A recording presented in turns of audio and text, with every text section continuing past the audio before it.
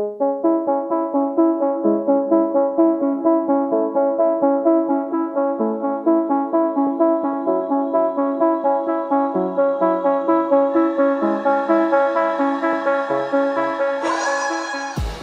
and welcome to the Blackout Podcast, where I get to talk to amazing people who do amazing things. And today I have my friend, writer, model, and the founder of Heart, Fatu Kaba. You Thanks. didn't put I'm gonna be giving a TEDx on. Oh, yes, you're going to be a TEDx speaker too. Oh my God, how did I forget that? But anyway, I was like, wait, don't forget that one. thanks for coming to the podcast today. Thank you for having me. We'll get to the TEDx thing, but let's start with writing. Where did the writing thing come from? Which writing first? Like just in writing in general, where did the love for writing come Oh from? my God, that's a good question. I think I have always loved storytelling. And I think that's also like what influenced the whole idea of Hearts to begin with. Growing up, I grew up with my grandma, and we always like had like this every night we just like sit together and tell stories and just like learn from it. So eventually I started like having like a lot of stories in my head, but I wasn't sure how to get these stories out there. And they were just creative like things. And eventually when I was like in high school, every time teachers were like out of class and where everybody want to do their stuff, I'm always the one who would just like, guys, let's tell stories, and we like sit down. And so, but sometimes like a workout, I wasn't sure about writing. I knew like I love authors, I love books and stuff, but writing my own stuff kind of felt like I didn't think I have like the skill. Until one day, I was in the Live Labrador Scholars program. It was also the program that sponsored me to study in the US.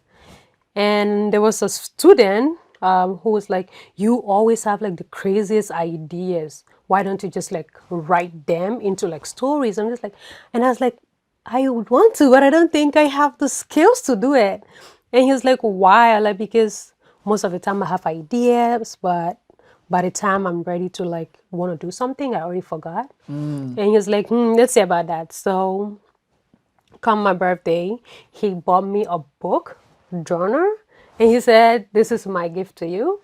And he even like carved like an Arabic word, a lot on it, and he wrote my name on it. Also, he was like, take this for you, get a pen. Every time you have an idea, just write it in the book.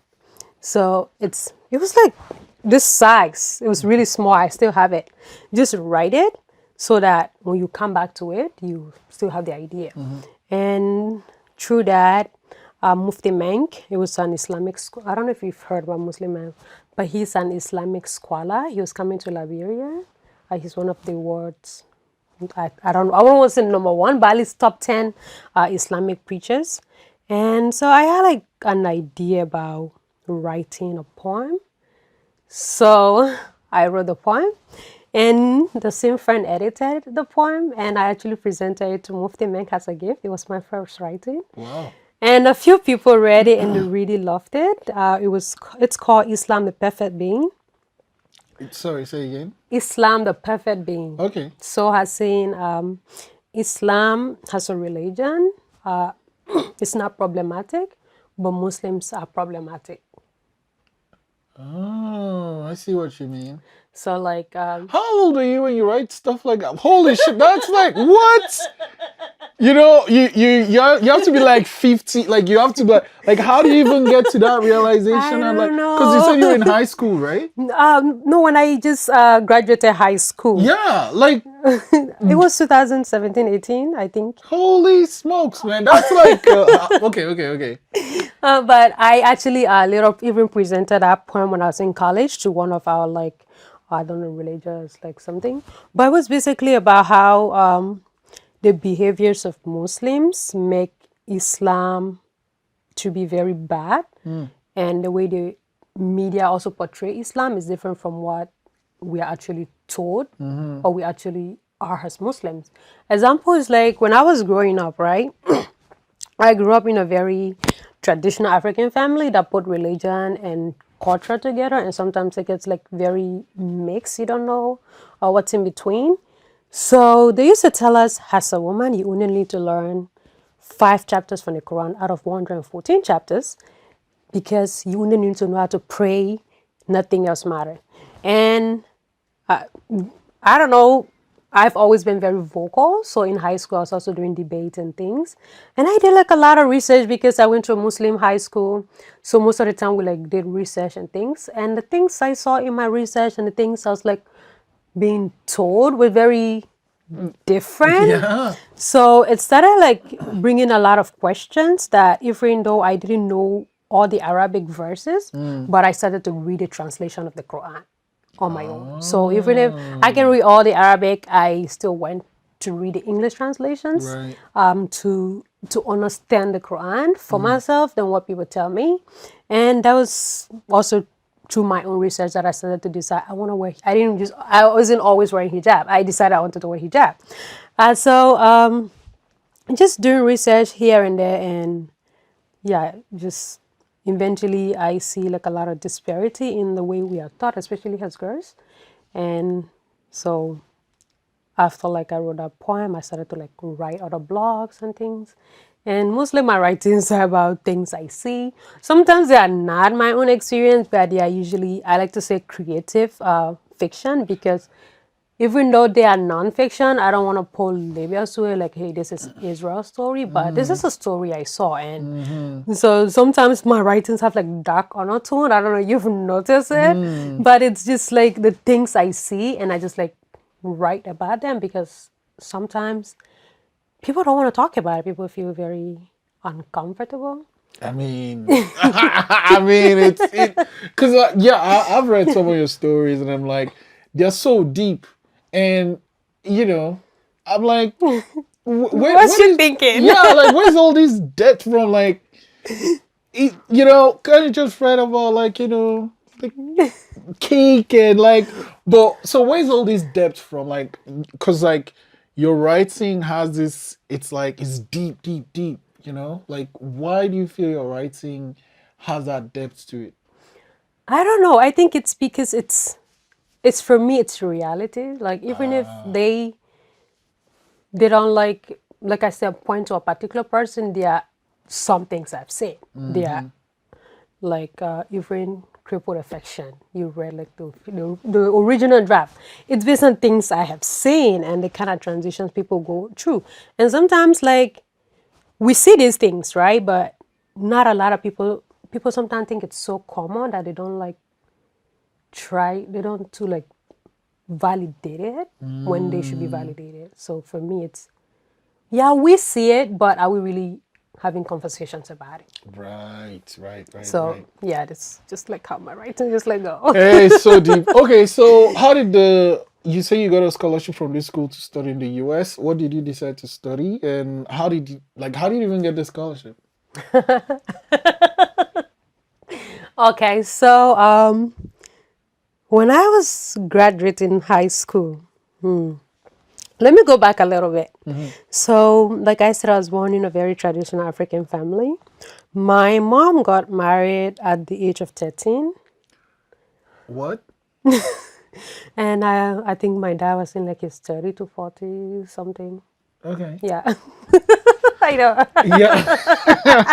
Yeah, I'm like, And she never went to school or anything. So after he passed away around 2006, 2005, the family wanted her to remarry his brother, who was already married, but it was tradition. Remarry the brother who would like take care of the women and the children and everything. And just like this marriage was hell. And even before he passed away, they were kind of on separation or not divorced because, like all this Islamic traditional things. But she decided she didn't want to like remarry the family because one, the family doesn't support girls' education. I have at least 12 older sisters. None of them really went to school. wow. I'm the first person to go to college, and now my little sister, directly from my mom's side, is also about to graduate college. But yeah, so she wasn't buying it. I think she's always like vocal like me. We just like very bold for some reason. So she like moved out and moved to like a new community where there were like other women who went to school. There were diverse cultures and things. A little bit more. It was the same community essentially, but a little different. So through that, from an early age, my siblings and I knew we had to fight for everything because if we wanted to go to school, our mom is a single mother who never went to school. She survived on trade that wouldn't pay our fees. So yeah, I think based on that, we had to like struggle a little differently. I think most Liberians struggle to begin with, but yeah, so after high school, I wasn't really sure what was going on.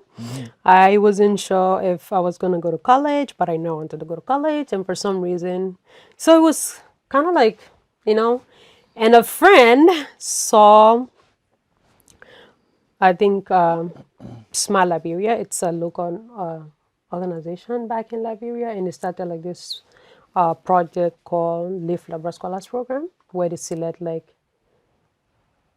according to them, best mind. I don't like to say best mind because I don't think I'm the best mind, but Fair okay. enough. Okay. And they select like the bright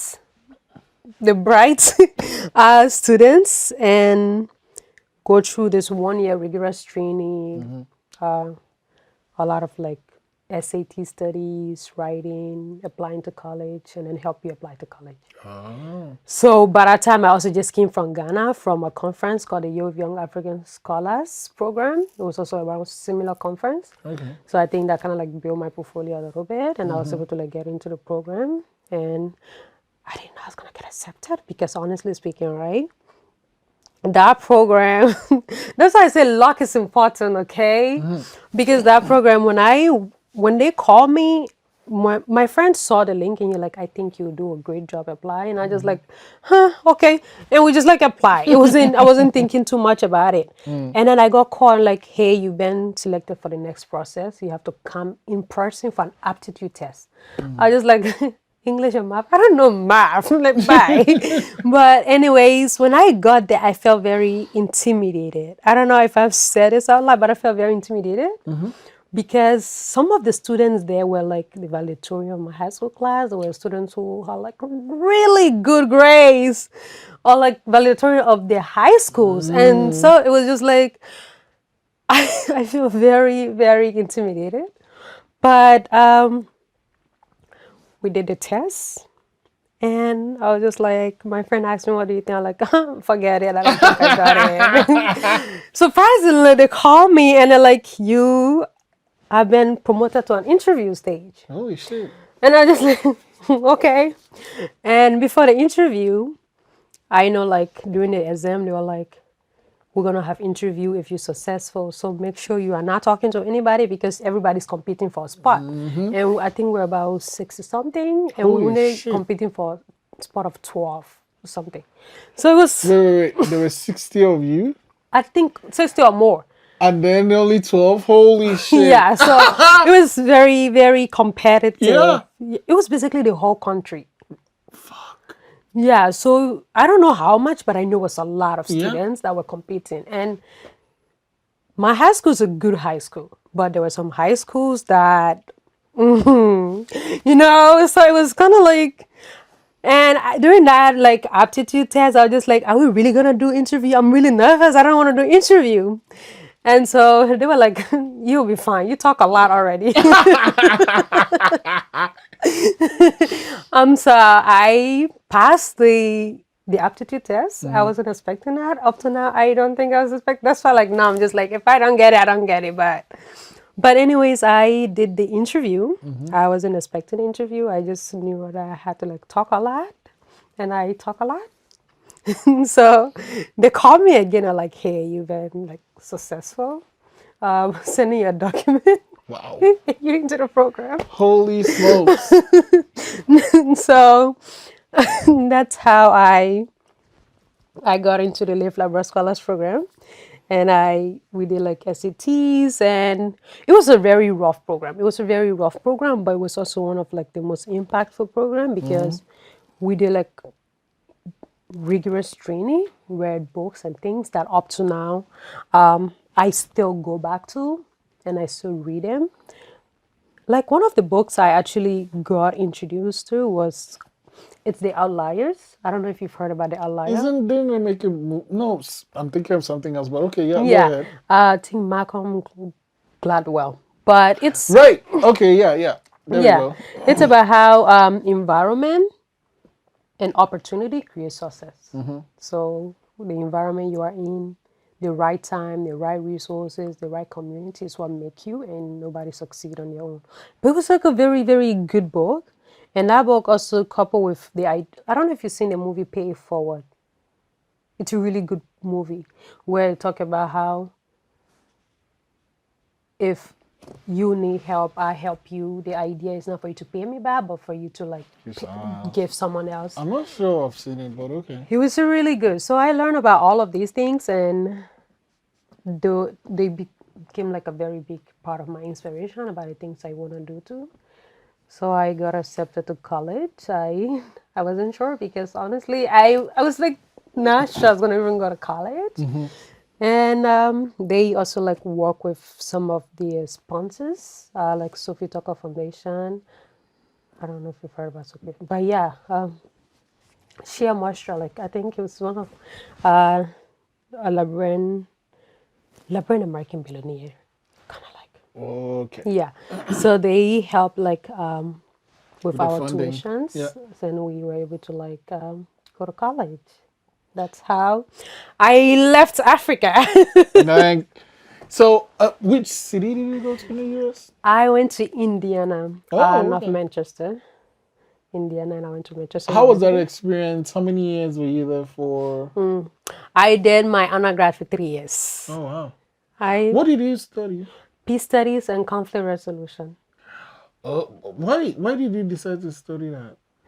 I think it's because I was born during the Civil War in Liberia, and so there's like a part of me that I've always been passionate about nonviolent activism. So when I got to initially, I was just like, isn't it just peace? Why don't I have to like do a class in that? And then but then it was part of my core curriculum. Initially, I was going for like being a doctor, but I realized I'm really like scared of blood. Imagine a doctor that's scared of blood. And the funny thing, my little sister in her before she graduated high school, they kind of did like a drama on it. A doctor who went on an accident scene, saw blood and fainted. I was just like, that's so me. I'm not doing that. I'm not doing that. So, yeah, but I was thinking about maybe being a gynecologist for women and things. And eventually I knew if you go there, you're going to be in serious trouble. So I switched to global health. And then, so I was going to do global health, but then I had like some core classes. You know, like they have like the liberal art, you need to take core classes. And then I took peace studies as a core class. And I really, really loved it. Why? I think I just really loved the concept because I've always like had the question of why did I have to endure a civil war when I had no part in the decision-making process? Yeah. So like, I also lost my uncle during the Civil War. Wow.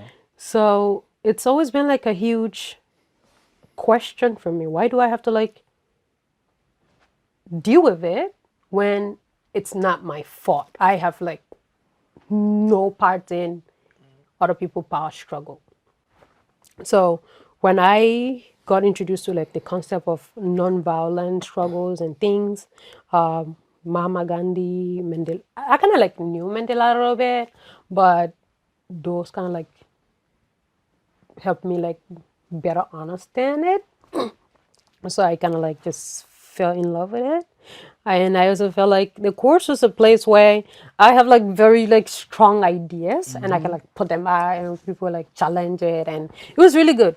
And then they had like the Peace Studies Club on campus, and it was also like just an amazing environment where we attend like either the meetings or sometimes we did like trips to different places like civil rights memorial centers and just like these historical places, and it just felt like really, really connected and giving gun violence everything.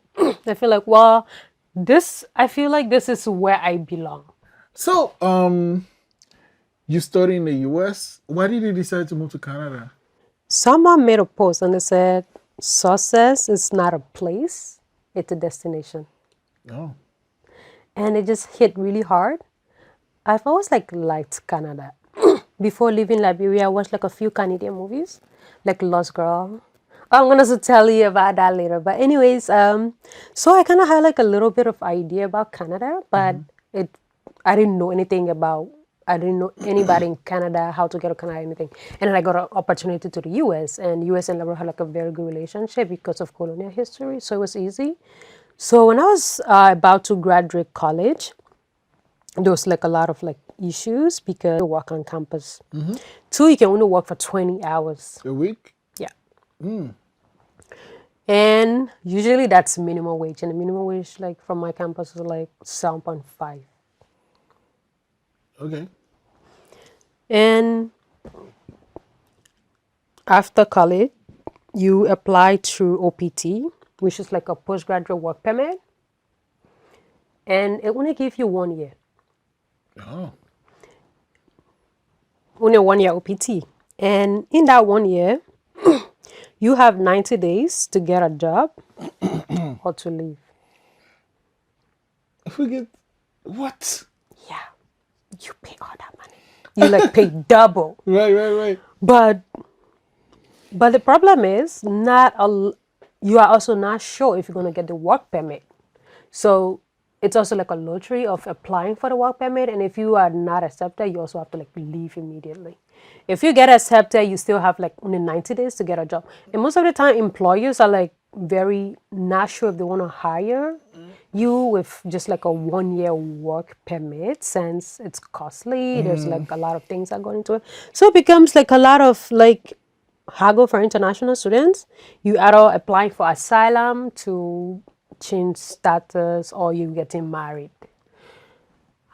Yeah, like, babe, not me. Thank you. I got advice a lot about getting married, changing status. Just like, my destiny is only in my hands. Like, God second, nobody else get to decide that. And I see like a lot of people who go through the marriage, like, side of things, and alhamdulillah for them, but it's very risky and it's too stressful. So I had a few friends who were like, Canada is this, Canada is that, let's check Canada out. And I'm like, okay, I started looking at Canada, but I wasn't sure. So when I saw that quote on LinkedIn, I just like, babe, this is the call I needed. That's how I decided to switch, because in Canada as an international student, you can work, especially anywhere. Like right now, I have like 2 jobs. You can work anywhere. And the issue of like postgraduate work permit, it's not like very difficult to get, and the tuition is also not the same. Like my master's tuition here is like really expensive, yes, but the US was like charging me 44,000 with no assistant. Wow. And even if I was like gonna go do a master's there, I would not be able to like afford it for that 1 year master's program. Because you have to, like, living there for the... Yeah, okay, you can work off campus, you work minimum hours. I got a warning once on campus for working 20 point some more hours. I didn't even know. Yeah. Yeah. So yeah, and I was just like, this is stressful, because when I also wrote my first novel during COVID, I couldn't publish it on Amazon because you cannot make any money. Oh, your likeness. Yeah. You can work. It's insane. So it just, yeah. And I even started like posting on Medium, because Medium allow monetizing. They will not allow me because of legal issues. So Goddamn. I don't know like how other students survive in the US, but it just wasn't something I wanted to like go through. I had like a lot of people who were like, don't go to Canada. Canada is like this, kind of like that. I'm like, baby, it's not a place, it's a destination. If Canada is good, we'll go to Canada. If it doesn't work out, I learned that lesson, I move on. If it work out, okay. And it's just been like a year in Canada. I didn't know I'm gonna give a TED talk after coming here for a year, right? But here, and now I'm like launching my own business. I'm now like in a position to like get to publishers and say, hey, I want to publish my book because I know I can like Yes. do, I can be an entrepreneur here. I mean, I couldn't be in the US. so basically, for you, there's more opportunities here. Let's talk about the business Hearts. The name, what's the story there? What does your business do? And yeah, fill us in. Hat basically, it's about storytelling. That's like the central idea about Hats. It's health education, entrepreneurship. It was initially education, but education is for Hats Africa. When I get to Africa, Oh, because I want to go back to like empower girls in education, like I said, from my background. But Hats Canada, that's brave. it's about storytelling. So like I said, I've always loved storytelling, but I also like struggle with how do you like go from writing to publishing, from being an artist who like to like paint and things, because most of the time we're told like if you want to be successful, there are only like 5 or 6 career you can do. Big lie. Everything else is not a career. Arts is not a career. So you ought to be a doctor, a lawyer, engineer. Anything else is like Waste not. of time. Yeah. Yeah. So I think for me, all of those people who write, people who like do arts or other expressions are all forms of storytelling, just in different ways. And just because our forms of expression and passion is different doesn't mean it's any less. So how can we build platform for people who have these talents to feel seen, know how to like get the best out of like their work, and also feel like included, because sometimes inclusion also becomes like a big deal, especially for underrepresented like people. So hearts basically have let's say 4 major like parts to it. The first one is the podcast, which I hope it becomes like a platform where people are able to share their story the way they want it to be shared. Because about storytelling too, let me give you a story. Once I attended a Model United Nation in the US, and there was this non-for-profit that year that was like doing like a showcase of their non-for-profit asking for donation. And their target audience wasn't black people. It was an underrepresented community or some sort. But all like the pictures they had were like children of Africa with like the Koshiako and all of these like things. And immediately the Africans that were sitting there saw that we all went like blackface. Like, Yeah, no. yeah, yeah, yeah. And so and just like with my friends and things, like the way people see us is so different from how we Africans see ourselves that we get so mad that they see us like differently. But it's also because, should I say, they don't know better? You can Google, but I wanna like assume they don't know better. So I You want have a to good heart. use You have a good heart. I want to use hearts for people to tell their own stories, Right. and not for the media to tell the stories for them. Because, talking about hearts and everything you've done so far, there's a question I love ending the show with, and it's basically, what is something that happened to you before you turned 17 that you feel plays a big role in who you are today? A lot of things, but let me say 2 things. One was my mom entire like marriage and living, which I already like talked about. The second one is my grandmother's death. Oh, I grew up with her. Like I said, I also took my passion for storytelling from her. And we slept on the same bed the day she died. whoa! How old were you? Don't ask. All right, okay, okay, okay. But I was really, really young. Yeah, I think she died 2009, 10. I'm like, how? did you wake up to like? Okay, so here's what happened. My mom and aunts both traveled to like rural areas to do business and things. It was just me, my little sister, grandma, and grandma was fine. She was good. It was I think it was a Friday. She went to pray. Everything. She was good. She had like issue of romanticism, but it wasn't like that bad.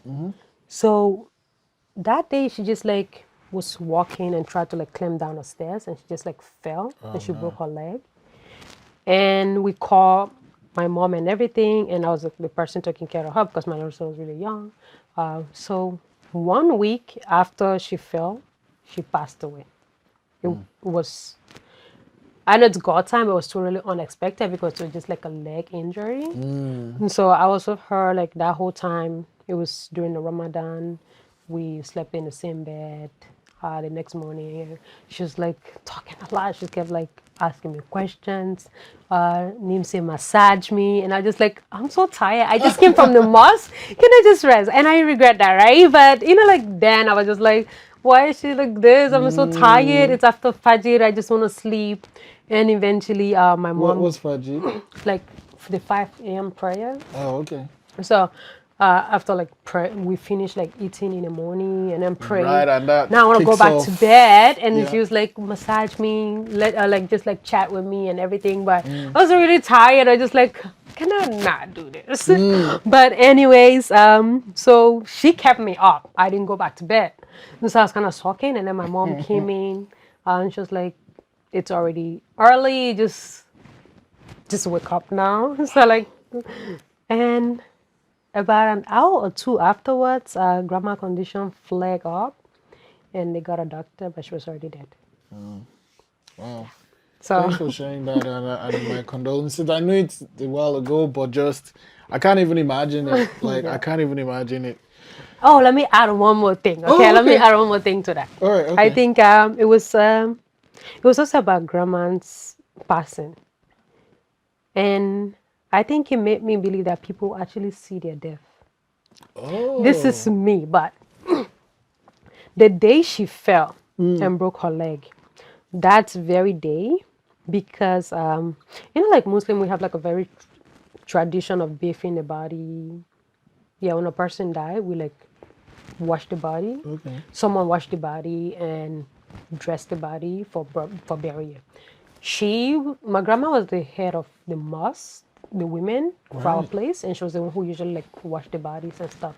Oh. So she knew the ritual of how a dead person would be clothed. The day she passed away, not the day she passed away, because it took a week after her fall, but the day she fell, she and I kind of like went through all of her stuff because she and I were always like together. We went through all her stuff. She like took out her belonging and just like give it to me like, hey, if I'm not around and people ask for this, just like give it to them. I was just like, okay, sure. And I just like kept, it was like set of outfit that I didn't know. And I kept them. I was the only person. She said, don't tell anybody about it. Like, okay, I don't tell anybody about it. And then a week after, she passed away. And then when they were taking her like to shower her and everything, someone was like, but I thought grandma had like some stuff here. Where are they? I'm like, what stuff are you looking for? And then, I'm sorry, it clicked. So I went, I like, wait, I think she told me when she was not around, when someone asked for it. So I put her like this bag, now that I was skipping, and I like, is this what you guys are looking for? And it was like her entire set of burial outfit. Wow. So I don't know, but that's kind of like really messed with my perspective on life. I mean, I can kind of see where all these deep stories come from now, because all these experiences you've had. But thank you so much for sharing that. Like the Yeah. last thing I like doing to saying yes is like, okay, you've shared all these things. and it's time for me to share. Israel, I'm still mad. I have not talked about my TEDx. Oh my God, I'm so mad. Okay. We're not gonna do. Okay, We're not fine. gonna do this until Yeah. we talk about TEDx. So how did that happen? How did the TEDx happen? I mean, we don't have to. No, of course we have to. Are you kidding me? No. We do. So how did it happen? Okay, Because fine. also I have to actually give myself grace because I just found out, right? So it's kind of there, but it's also like new information. So let's hear about it. Anyways, my TEDx is going to be about interconnected trauma, What's that? how you can relate to the trauma of another person without necessarily, being there. But because So trauma is, like someone I care about or whatever, they have a trauma. It didn't happen to me, but because we have this connection, I kind of feel that trauma to them. it's a concept that I feel triggered when I see like violent graphics from Palestine, Congo, and things, because I've also been in similar situations. So it's not an individual experience, it's a universal reaction to certain experiences. So how can we use that reaction and that connection for nonviolent activism? Hey, yay!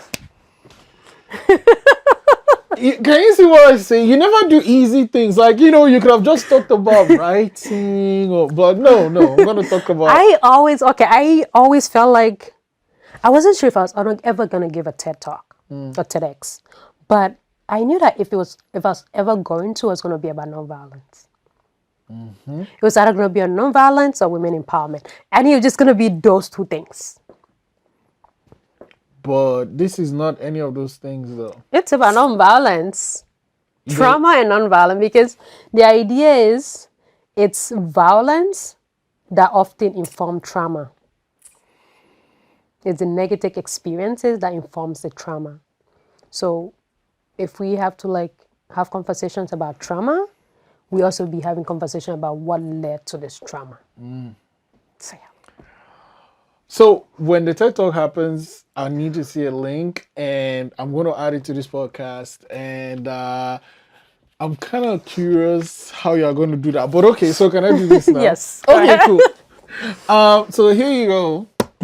You can't show me, but you pick a number between 1 and 60, any number you want. Write it down. They don't show me. Just point it to any of your cameras, and then I will tell you what your number is through my magic cards. So Oh, okay. yeah, here we go. Let me know when You you're said ready. between 1 and 60. 60, yeah. Like the people that were getting ready for the scholarship. So the 60. Have you done it? Oh, okay, cool. Don't look. Make sure you don't show me. Don't okay? look. Don't look. I have my looking. magic number. Don't look. Don't look. Let me know when you're done. Israel, don't look. I'm not looking. Just Okay. we good? Okay. All good? If you say I'm gonna call you a witch. Like I'm gonna call you like a witch. Okay. Okay, go ahead. So that number is gonna be in at least one of these cards, but it can be more than one, right? So I'll need your help now to make I want to get the title of the witch. Okay, let's go. So is your number in this card?